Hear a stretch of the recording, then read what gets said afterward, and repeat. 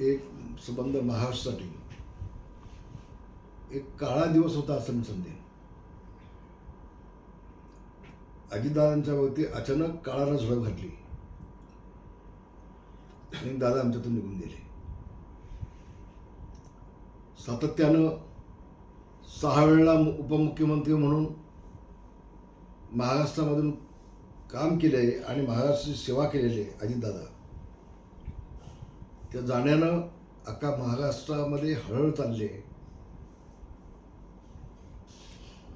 लोकांमध्ये एक दुःखाचं सावट महाराष्ट्रामध्ये आपल्याला पाहायला मिळतं. दादांची आणि माझी अतिशय जवळची मैत्री होती. आम्ही सोबत काम देखील केले. कुठल्याही पक्षाचा कार्यकर्ता असला किंवा आमदार असला तरी दादांनी कधी भेदभाव बाळगला नाही. सगळ्यांना समान न्याय द्यायचं काम अजितदादांनी नेहमीच केलेलं आहे आणि केलेलं होतं.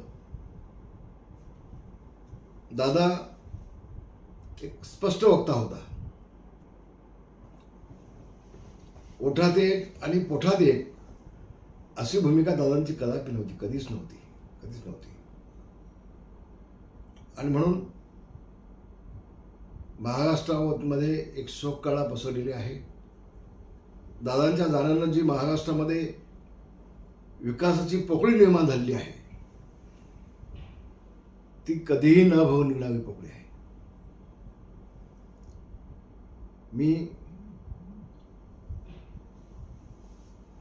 अगदी अल्पवयामध्ये दादांनी राजकारणामध्ये सुरुवात केली. लोकसभेमध्ये गेले, विधिमंडळामध्ये आले. सातत्याने त्यांनी महाराष्ट्राचा खजिना सांभाळण्याचं काम दादांनी केलं. एक वित्तमंत्री म्हणून सातत्यानं दादांनी महाराष्ट्राचा खजिना सांभाळण्याचं काम प्रामाणिकपणे त्यांनी केलं. म्हणजे कसा अभ्यासू आपण अलोट गर्दी पाहिली. दादा गेल्यानंतर अलोट अशी गर्दी आपल्याला पाहायला मिळाली. ही त्याची पावती होती दादांनी केलेल्या कामांची. लोक नुसती हळद नाही तर हंबवटा फोडून रडत होती. आपण पाहिलं माध्यमातून.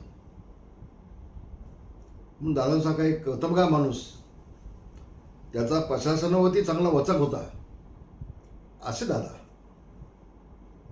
दादा विकास कामासाठी दादागिरी करणारे दादा हे दादा आमच्यातून निघून गेलेत. मी शिवसेना पक्षाच्या वतीनं, माझ्या कुटुंबियाच्या वतीनं, माझ्या वतीनं